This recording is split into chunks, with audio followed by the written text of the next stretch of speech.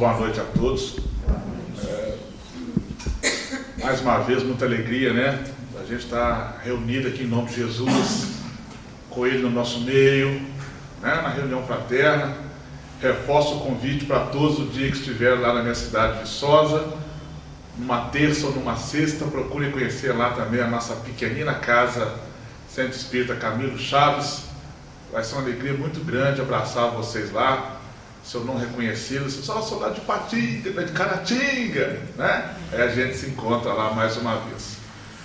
Meus irmãos, alterei o tema aqui da noite hoje, eu já tinha encaminhado para cá. Nada por acaso. Nós estamos vivendo tempos aí de muitos distúrbios, de muita perturbação. Me pediram para desenvolver o tema aí uns meses atrás e acho muito pertinente para o momento. Nossas casas espíritas estão recebendo muitas pessoas deprimidas, com problemas espirituais, com problemas mentais. E veio muito a calhar quando me pediram para desenvolver um tema sobre distúrbios espirituais. É o que nós vamos tratar aqui hoje. Quando me deram esse tema, eu achei difícil e fui fazer minhas pesquisas e achei coisa demais. E para resumir isso aqui em 50, 55 minutos, né? Há muita disciplina aqui de minha parte para tentar colocar tudo aqui que eu já coloquei no papel. Antes de propriamente entrar no tema, e obviamente já entrando aqui no assunto, né? Já falei das outras vezes que já estive aqui, e toda a explanação que faço, eu sempre arrumo um jeitinho de colocar uma questão de Kardec, que é uma questão que muito me encanta, da maravilha das 1019, mas a questão 459, né, me chama muita atenção. Adoro conversar sobre essa pergunta de Kardec à espiritualidade, e a resposta obviamente mais ainda, né? Porque na questão 459, Kardec pergunta à espiritualidade superior se os espíritos influenciam, exercem influência sobre os nossos atos, os nossos pensamentos. E a espiritualidade dá uma resposta, né, imensa, quando dizem o seguinte: quanto a esse aspecto, muito mais do que podeis imaginar, porque na maioria das vezes são eles que vos dirigem. Essa pergunta, essa resposta é imensa, meus irmãos, imensa. Comecemos para analisar com uma pessoa que não conhece a doutrina, tá? Não conhece nada de espiritismo. Ele vai ficar em pânico, vai ficar com medo. Mas então os espíritos influenciam os meus atos, as minhas ações, o que eu penso, né? Fazem de mim gato e sapato? Na verdade, meus irmãos, os nossos irmãos superiores, os nossos irmãos de luz, né, não fazem de nós gato e sapato, porque nos respeitam o nosso livre-arbítrio, certo? Nos influenciam sim para o bem, para as boas atitudes, para as atitudes cristãs, para agirmos corretamente na moral aqui na vida. Mas se nós estivermos sintonizados com os irmãos atrasados, que não nos respeitam, que não respeitam o nosso livre-arbítrio e querem sim nos influenciar, né, para o mal, para as péssimas atitudes, para que possamos sofrer as mesmas dores pelas quais eles passam, né, e posteriormente riem da nossa cara, certo? Irão fazer isso, mas isso só acontece se estivermos sintonizados com eles, tanto para o bem quanto para o mal.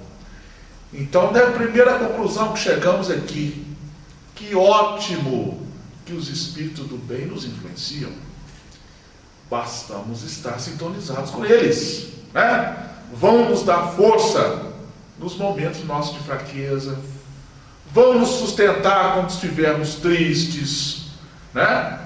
Vão nos despertar para a beleza da nossa vida, para a grandeza da reencarnação, por ter nascido de novo, por ter tido uma família aqui, e a gente mudar um pouco o nosso foco, né, diante da vida, às vezes voltados tão para a matéria. Esses são trabalhos dos irmãos de luz, dos nossos guias espirituais, né? Dos irmãos que chamamos para dentro da nossa casa quando fazemos o evangelho no lar. Mas se nós estivermos levando uma vida aqui, voltada para a inveja de um, para a mágoa de outro, com raiva de fulano, que não gosta de Beltrano e preconceito contra não sei quem, desejando ser mais do que o outro, desenvolvendo aqui vaidade, orgulho, egoísmo, né? E tantos outros ismos tão negativos quanto, meus irmãos, estamos sintonizados, né, com a turma das trevas, com os zombeteiros, com os levianos, com os impuros, tá certo? E vão nos influenciar sim para todas as dores possíveis que puderem causar a nós, ou a nossa família, ou a nossa casa, em todas as situações. Então, meus irmãos espíritas, essa pergunta é maravilhosa para nos mostrar, né, o mundo espiritual onde nós estamos inseridos, nos mostrar que tipo de amigos nós levamos para a nossa casa, e falo dos desencarnados, tá certo? Depende da nossa sintonia, depende da nossa vibração, depende daquilo que a gente quer.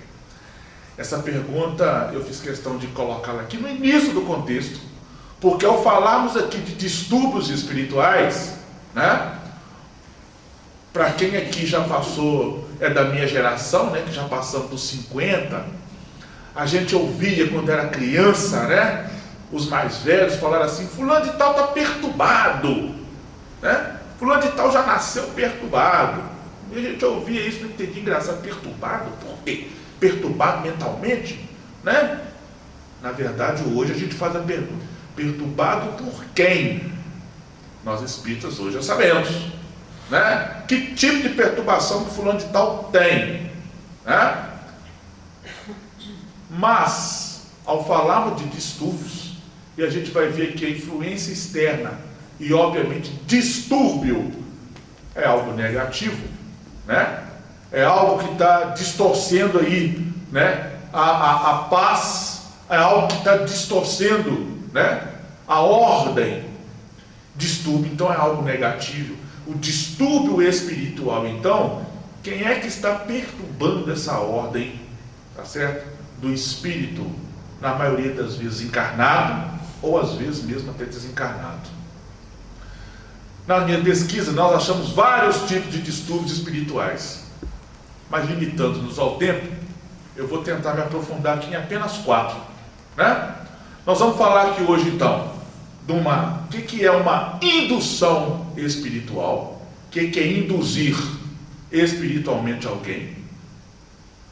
Nós vamos falar aqui de aí todo mundo já ouviu, todo mundo já leu, de uma obsessão espiritual.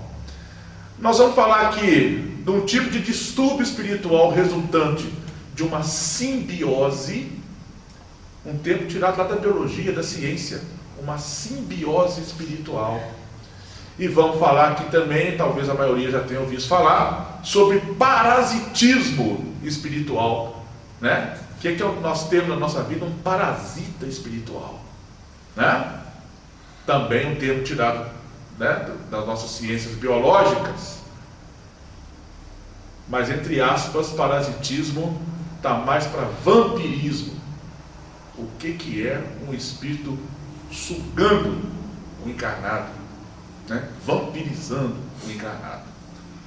Mas, meus irmãos, peço aqui desculpa a todos, porque eu estou tentando há uns 3 ou 4 meses e não fui buscar no Google o nome de um livro que eu li há uns 12 anos atrás.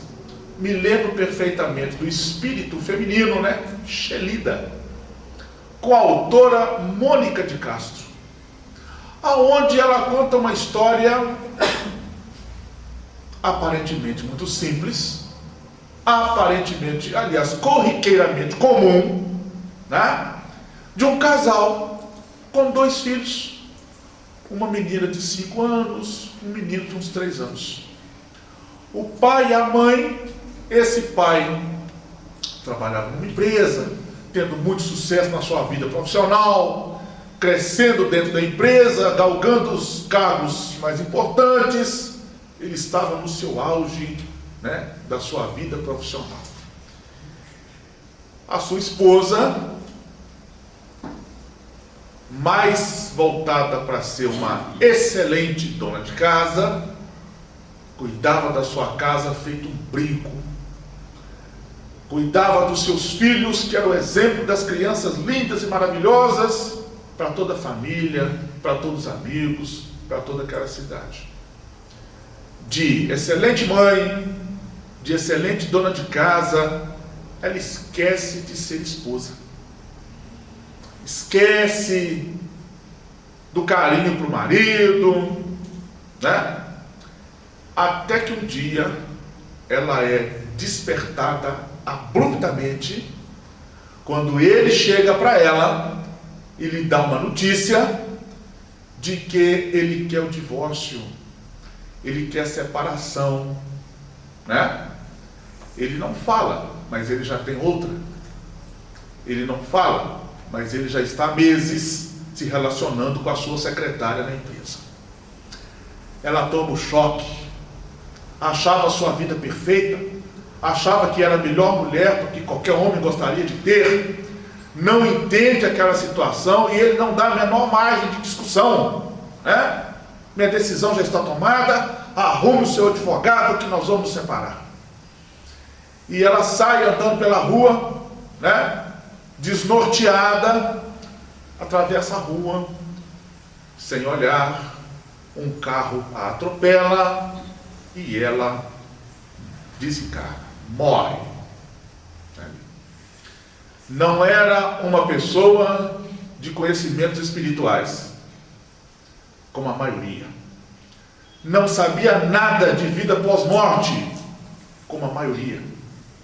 Não sabia nada que destino tomar após esse desencarne, como a maioria. Não tinha noção de que morreu, como a maioria. E o que acontece? Como muitos, volta para dentro de casa. Volta para dentro de casa. Abro aqui um parênteses, meus irmãos, para nós que já estamos na doutrina, tá certo? Ao desencarnarmos, né? Peçamos ajuda aí ao nosso guia espiritual, a Jesus, e sigamos para o nosso caminho, para o plano espiritual, para o local onde nós merecemos, e façamos por merecer um bom lugar, né? Porque voltar para dentro de casa, por mais que amemos os nossos filhos, nosso marido, esposa, netos, sobrinhos, dentro do nosso lar físico não é mais o nosso lugar. Desapeguemos da casa, desapeguemos dos móveis que compramos à prestação, bonito, casa muito bem decorada, desapeguemos das roupas caras nos guarda-roupas, das joias nas gavetas, desapeguemos, meus irmãos, até dos nossos entes mais queridos e mais amados, filhos, maridos, pai, mãe, irmãos, certo?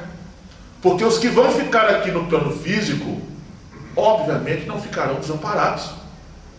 Deus cuida de todos, né? Porque se ficarmos, voltarmos para dentro da nossa casa, por mais que queiramos o bem à nossa família, né? O nosso estado em desequilíbrio vai afetar os nossos entes queridos. E é o que acontece com essa personagem. Volta para dentro de casa, porque ela amava profundamente os seus filhos, as suas crianças. Queria prepará-los para ir para a aula, né? Queria prepará-los lá para dar banho, dormir. Ela não se reconhecia como morta, né? Ela não se reconhecia como morta na carne, como morta no plano físico, porque ela enxergava, ela via, ela ouvia. Então o que vai acontecer conosco, né? Detalhe, meus irmãos, passado ali o velório, passada aquela situação, né? Uma semana, e ela percebe o marido feliz, porque ele está livre.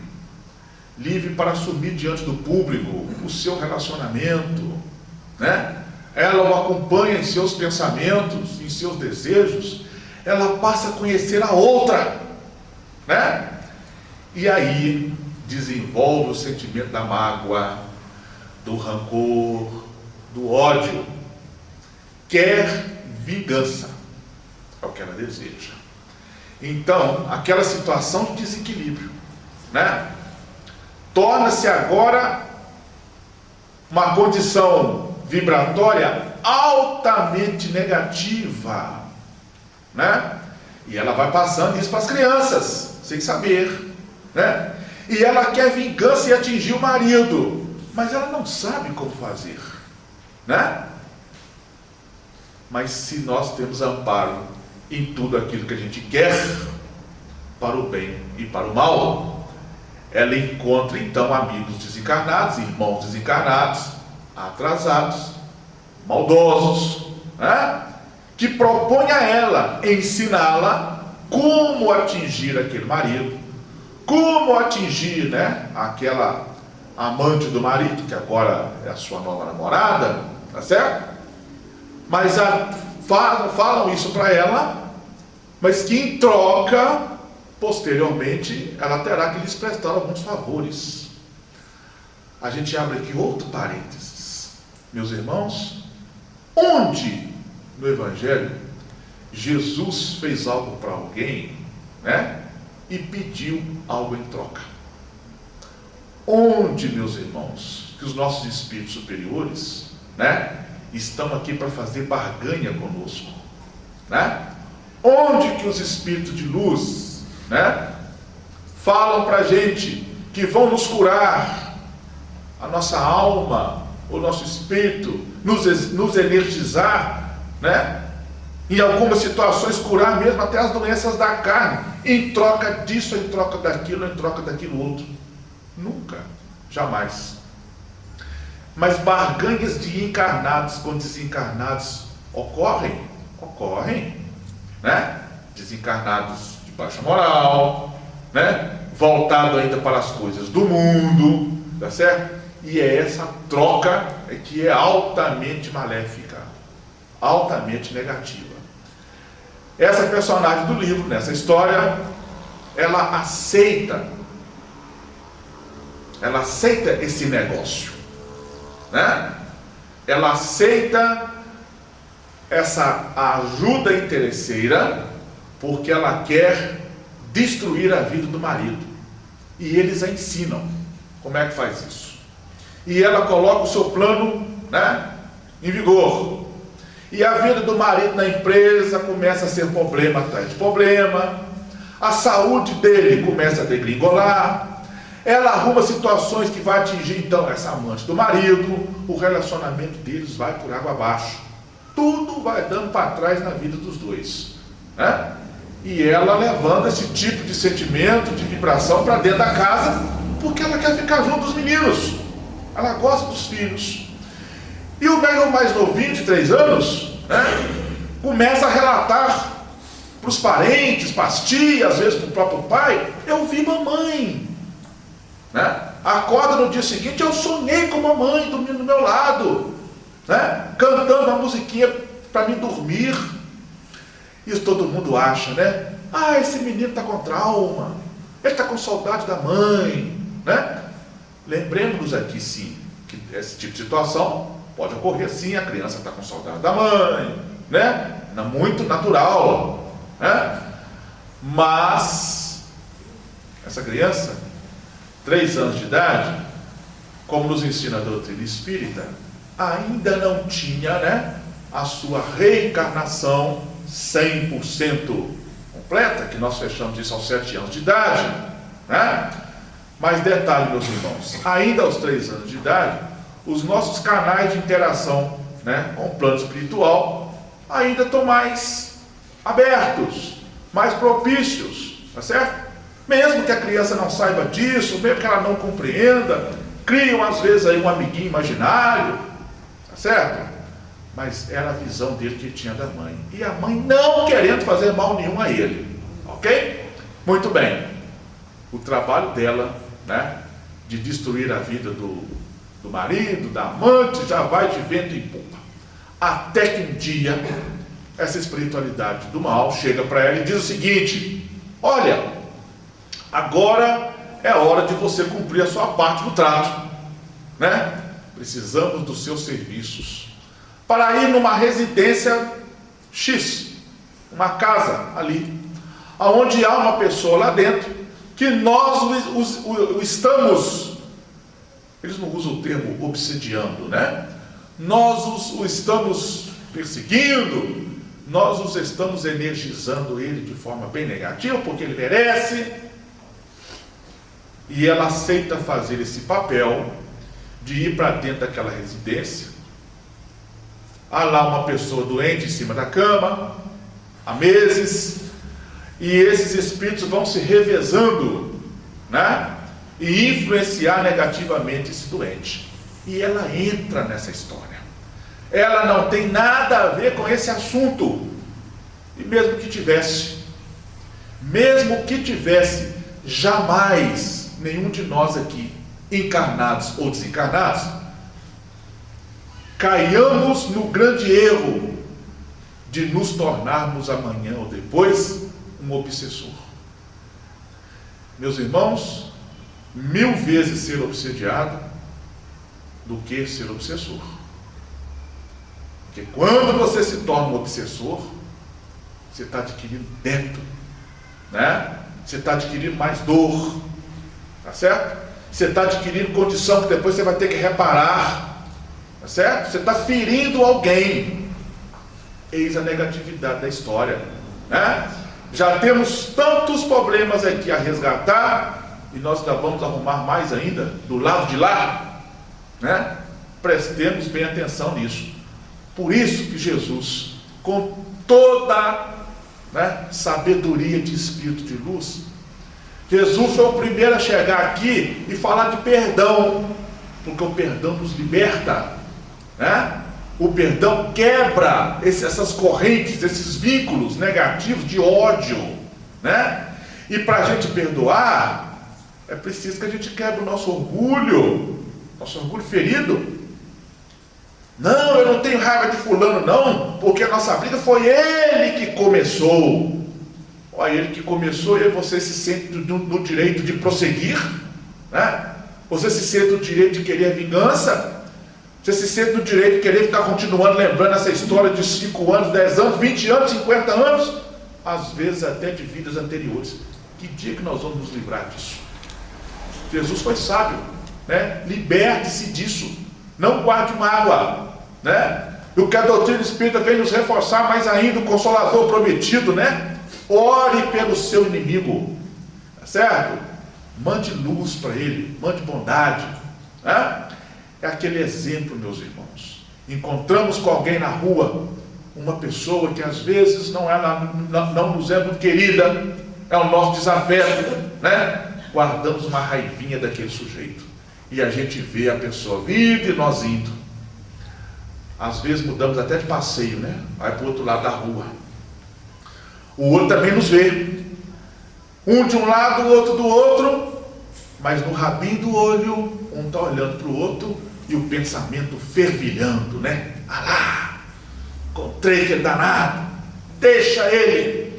Na primeira oportunidade, né? Ele vai ter comigo. O que está acontecendo espiritualmente nesse exato momento? Flechadas negativas de um lado para o outro, né? O que está acontecendo aí espiritualmente, aprofundando mais um pouco a história? Ambos estão sendo atingidos, né? Carga negativa de um lado ou de outro. Por quê? Estão na mesma sintonia, um desejando o mal para o outro, não se perdoam, né? Um querendo atingir o outro, e obviamente que esse desejo vai funcionar.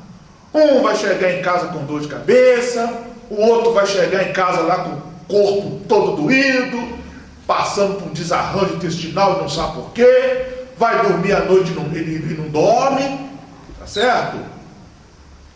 Por conta desse desconhecimento, por conta da ignorância, por conta da falta de perdão. Mas pensemos aqui numa segunda situação.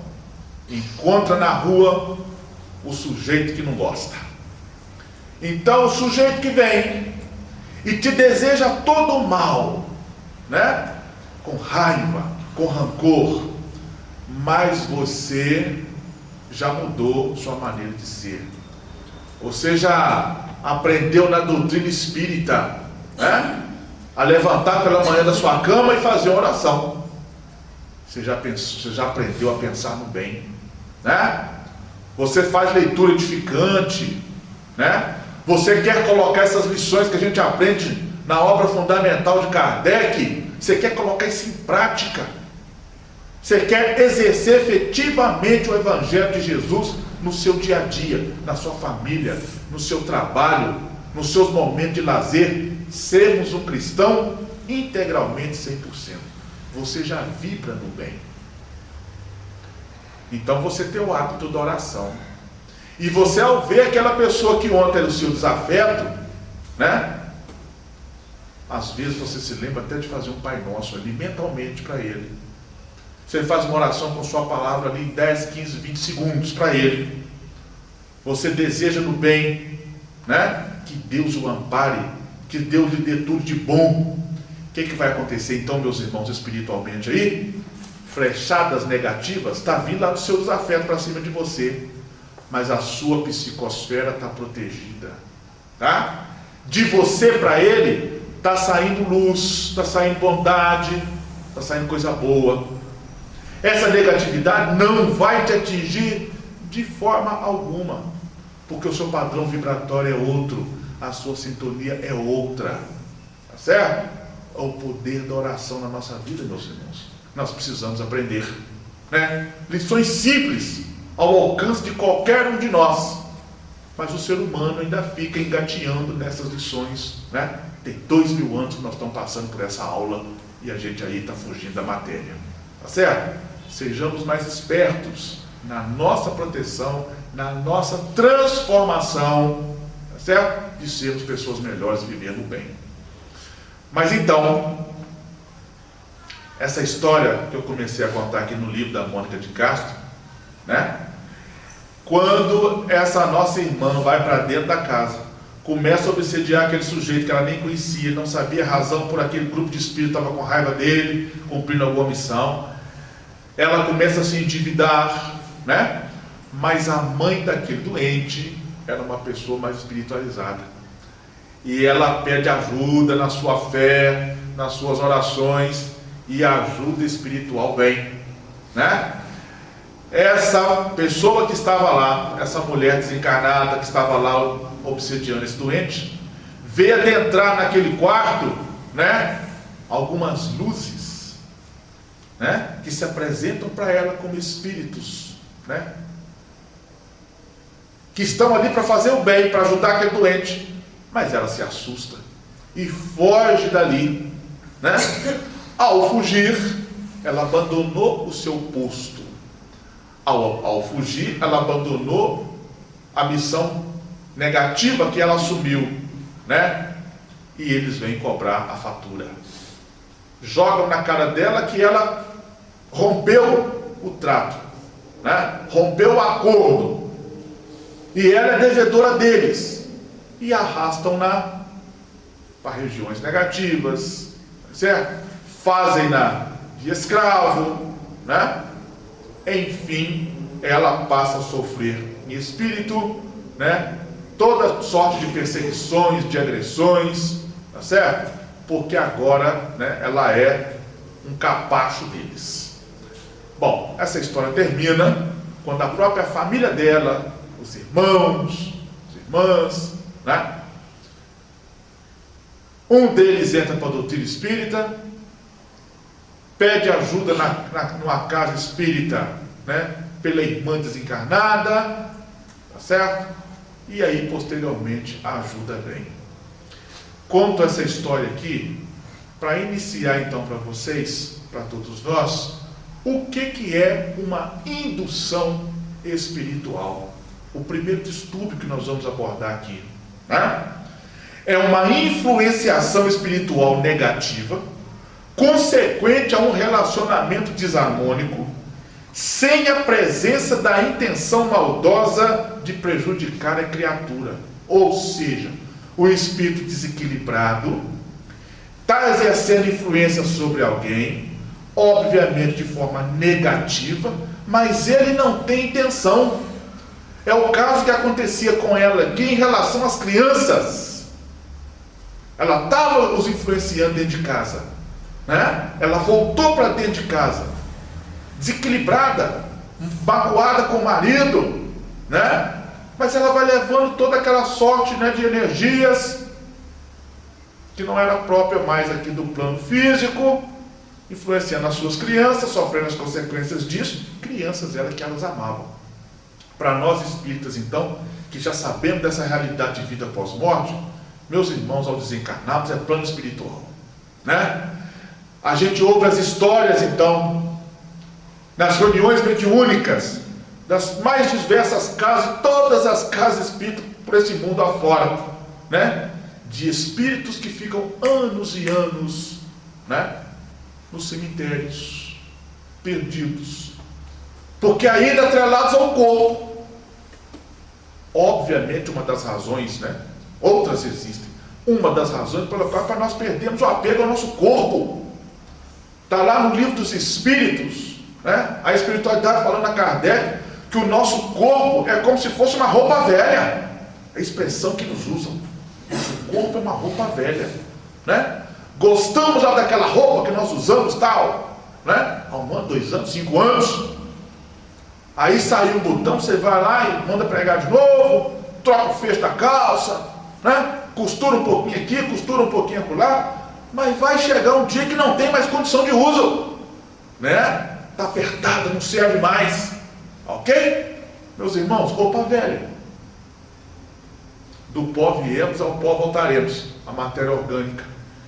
Roupa velha joga-se fora, não tem condição mesmo de usar. Às vezes não tem nem condição de doar para alguém mais carente, mais necessitado. É jogar fora mesmo.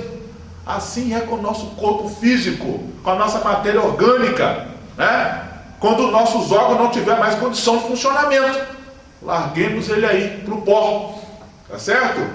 Porque o nosso espírito vai continuar vivíssimo, com as mesmas sensações, né? Agora mais fortes, porque estamos livres da carne. O meu desejo do bem agora em espírito é mais forte, porque eu não tenho o abafador do corpo. Mas se os meus desejos são negativos, são sensuais, né? São raivosos, né? Desejos materiais, se eu desencarno, meus irmãos, com vícios de toda sorte, cigarro, bebida, droga, sexo, se eu desencarno ainda, né, com essas coisas em desequilíbrio na minha vida, porque toda e qualquer coisa vicia, que nos vicia, é desequilíbrio, né? Essas sensações também do lado de lá são mais fortes. O desejo sexual é maior, o desejo pela droga é maior, o desejo pela bebida é maior, o desejo pelo cigarro é maior, o desejo pelo jogo é maior. Tem gente viciada até na fofoca, e o espírito quer fofocar do lado de lá, né? Vai trocar essas energias com quem? Com o encarnado que está do lado de cá fazendo uso dessas práticas.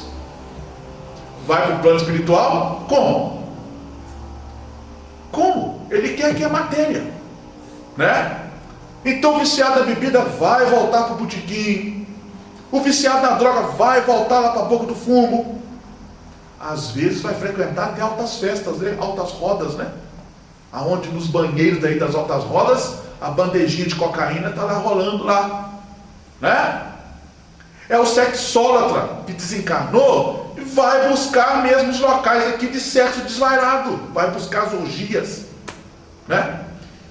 Que nenhum de nós caia, né, numa prisão dessa, meus irmãos, porque para nós aqui na doutrina já está sendo ensinado isso, já está sendo esclarecido isso, e a gente precisa aprender isso para passar para as outras pessoas que nós gostamos, que nós amamos, né, que nós queremos que evoluem junto conosco.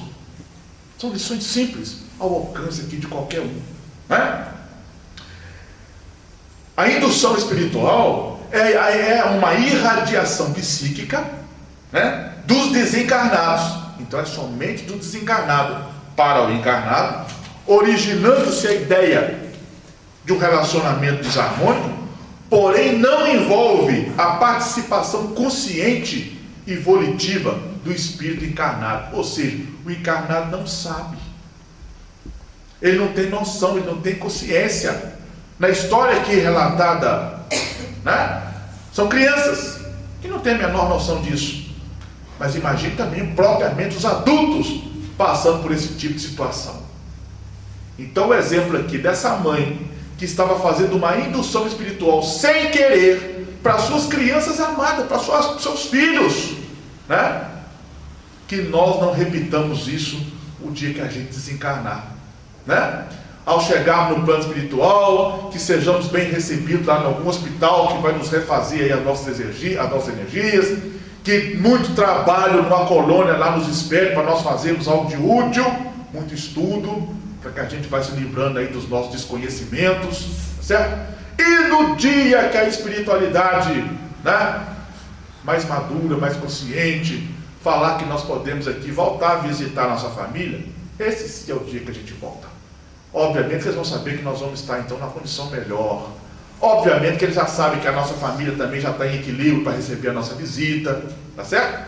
Para que nós não passamos aí até por situações, né, de ciúmes, como André Luiz passou ao vir visitar a sua própria família e viu a sua esposa casada, né? A vida aqui continua, meus irmãos. Nós voltamos para a nossa pátria espiritual, o nosso lugar agora é do lado de lá, e vamos conviver com a nossa família do lado de lá, porque temos uma grande família também do lado de lá.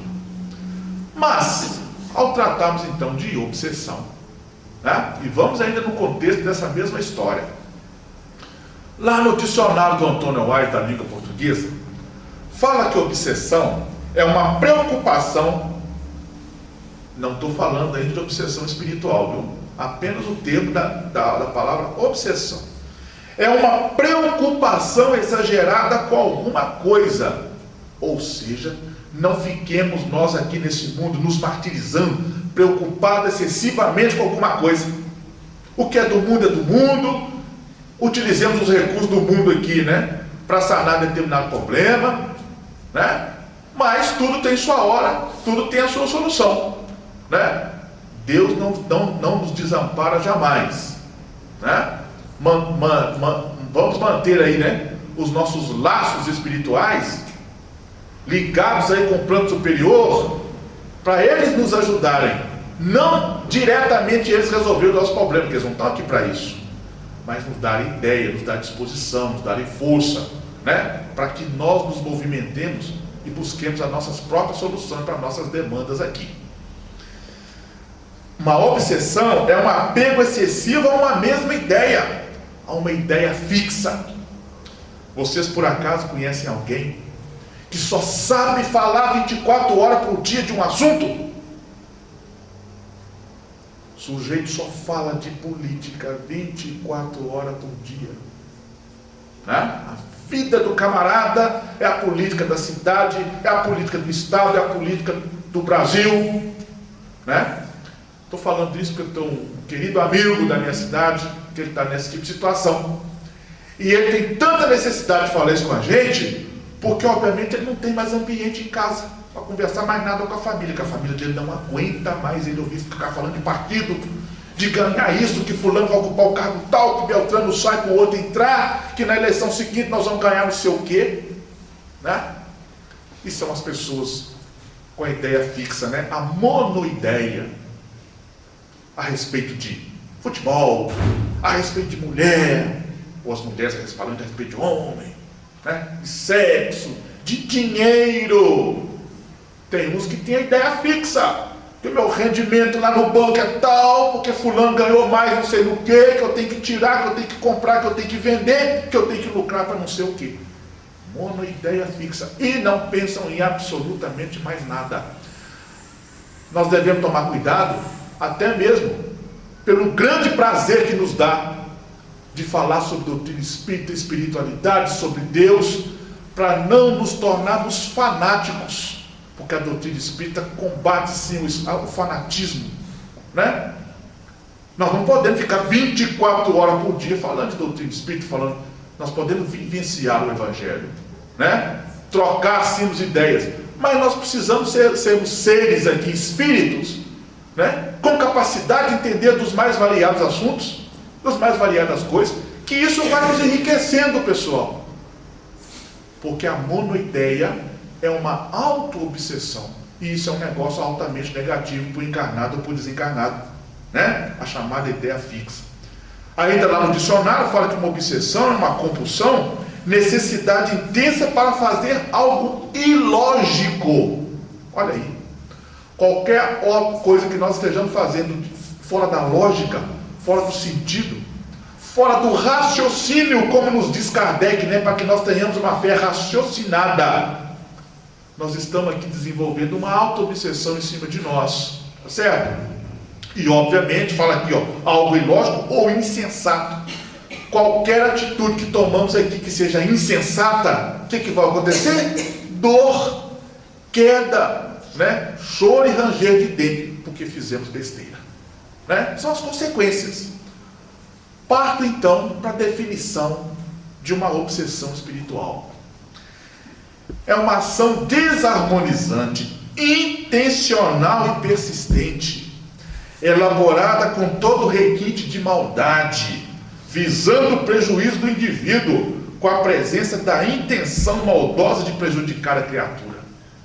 Na história que relatamos aqui, é a relação daquela mulher desencarnada com aquele doente lá numa residência que ela nem sabia quem que era. Ela queria então, né, cumprindo o trato dela com os irmãos desencarnados, queria atingir a relação dela com o marido também. Queria obsediá-lo, arrebentar com a vida dele, né? Detalhe, meus irmãos, ela se sentia dona dele, né? Nós encarnados aqui precisamos entender isso, que nós homens não somos donos das nossas esposas, né?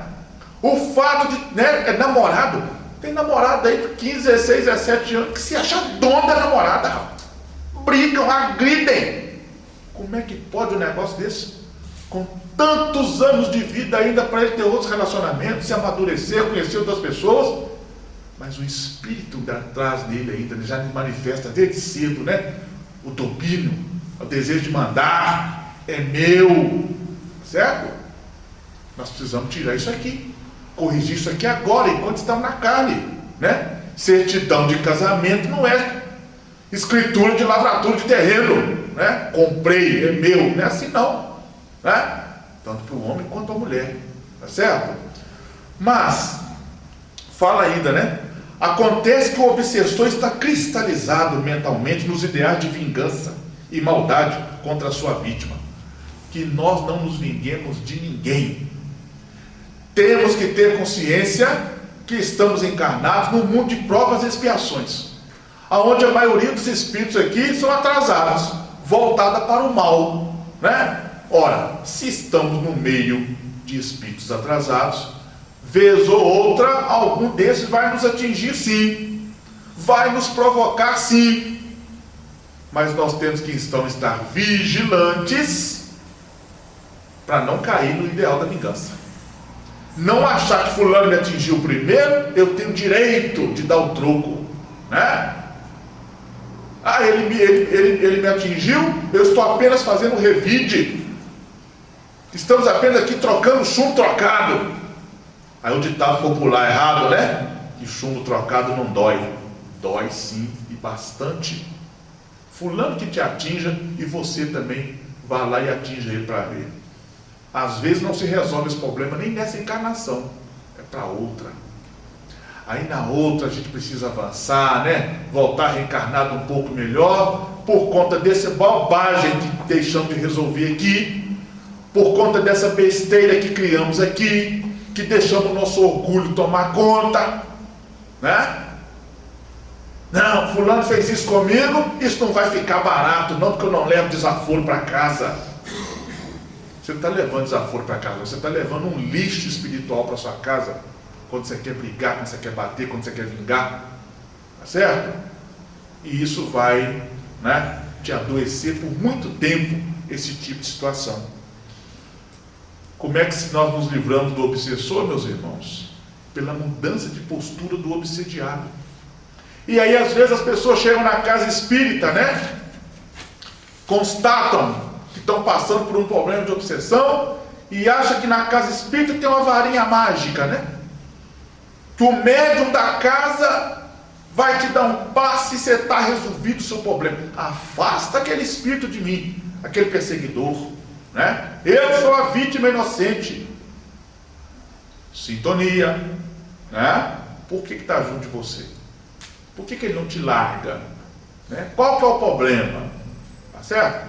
Mude as suas posturas, né? Adquira o hábito da oração, porque Kardec já nos diz lá, né, que a oração é o melhor remédio para todos os males.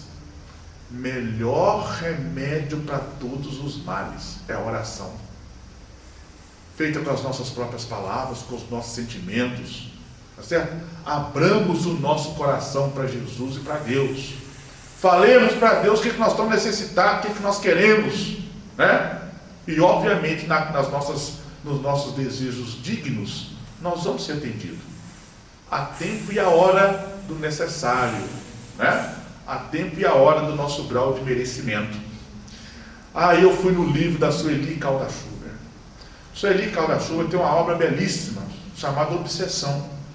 E ela falou assim, ó: configura-se a obsessão toda vez que alguém encarnado ou desencarnado, olha a diferença sutil aqui, fundamental, né? É sutil, mas é muito clara, da indução espiritual, porque lá na indução é só do desencarnado para o encarnado, mas na obsessão pode ser do encarnado ou desencarnado exercer sobre outrem constrição mental negativa por um motivo qualquer, através de simples sugestão, indução ou coação, com o objetivo de domínio, processo que se repete continuamente na Terra ou no plano espiritual inferior. Repete-se continuamente na Terra. Nós aqui encarnados nesse meio. Obsessão de encarnado para outro encarnado, né?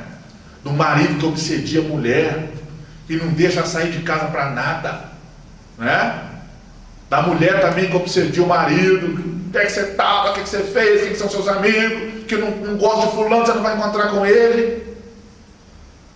Que situação, né? E aí, do encarnado às vezes para o desencarnado, né? Tem encarnado que obsedia o desencarnado, e na maioria das vezes do desencarnado para, né, nós aqui encarnados.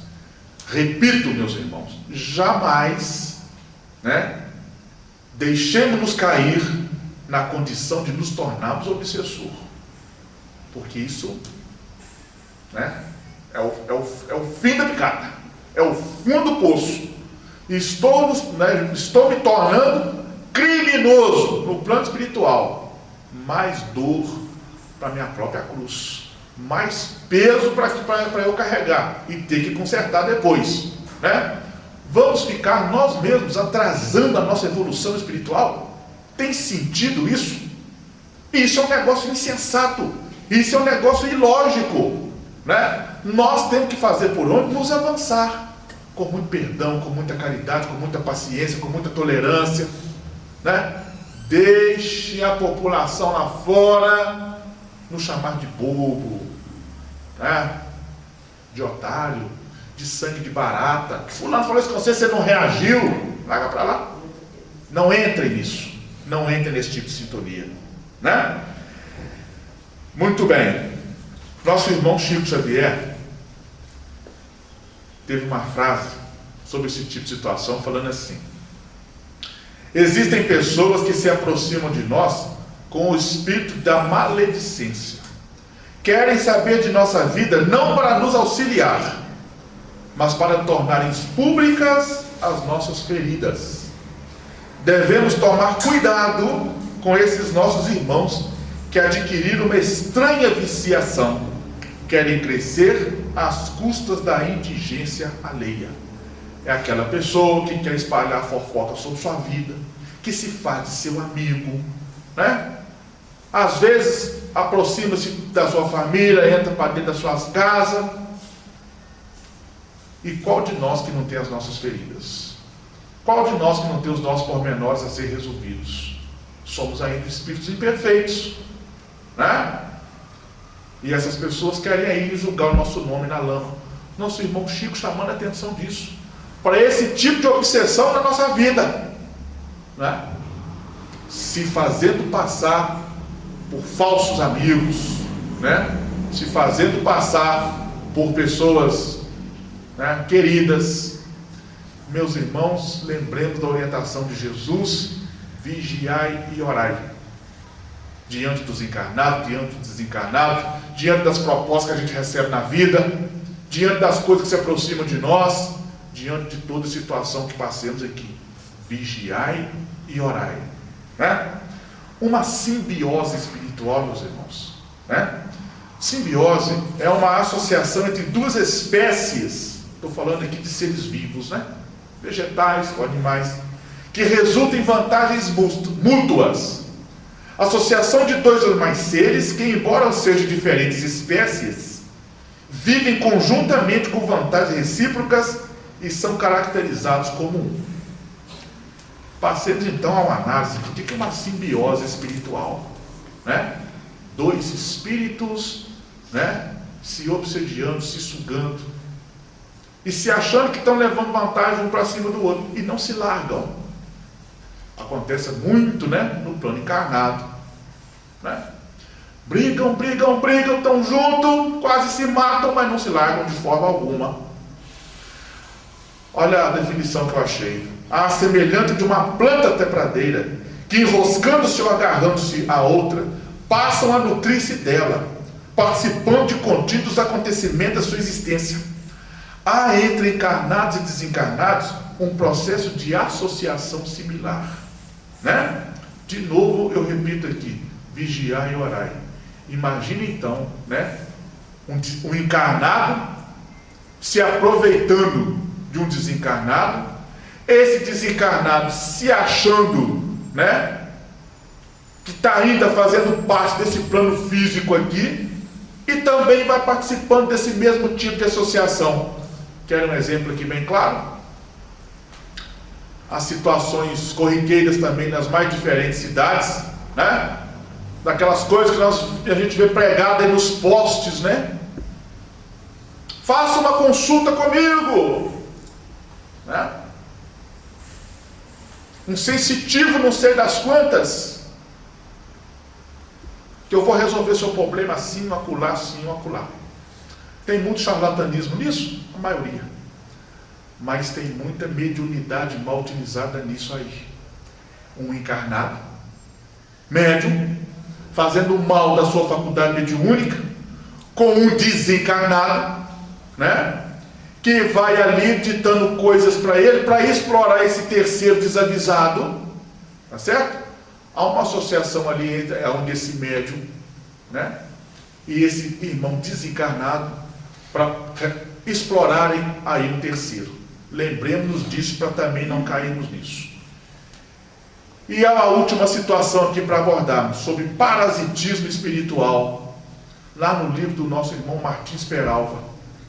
A ação pela qual os espíritos involuídos, arraigados às paixões inferiores, se mandam à organização psicofísica dos encarnados e desencarnados, sugando-lhes a substância vital. Exemplo aqui que todo mundo deve ter visto na televisão, né? E ainda está ocorrendo aquela situação da Cracolândia lá em São Paulo.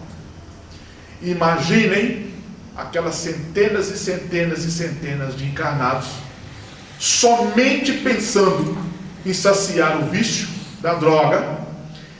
Graças a Deus a gente não vê, porque a cena já seria pior do que aquela cena física, de milhares e milhares de desencarnados, né? Aquela chusma de espíritos em cima de cada um, sugando-lhes as energias físicas, sugando-lhes o prazer de uma pedra de crack, de um cigarro de maconha, de uma carreira de cocaína, né? Os encarnados não têm noção. Não querem saber mais de se alimentar, não querem saber de família, não querem saber mais de dormir, de teto, cama limpa, não parece nada disso interessa. Nada aqui interessa a não ser o vício, sendo sugados por esses irmãos, sendo vampirizados por esses irmãos.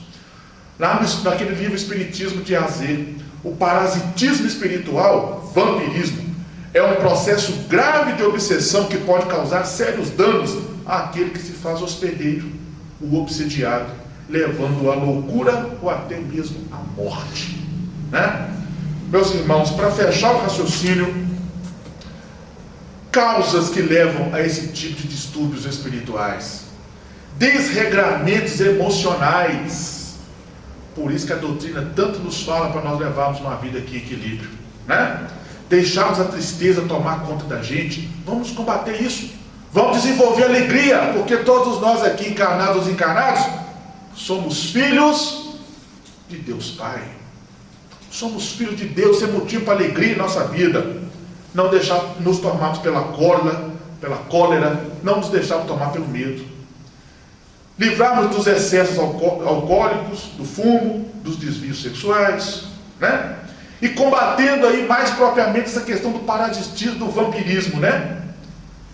Se passarmos por isso, nós podemos corrigir isso em reencarnações expiatórias, situações dificílimas, mas que é necessária para o Espírito, então, para corrigir, né?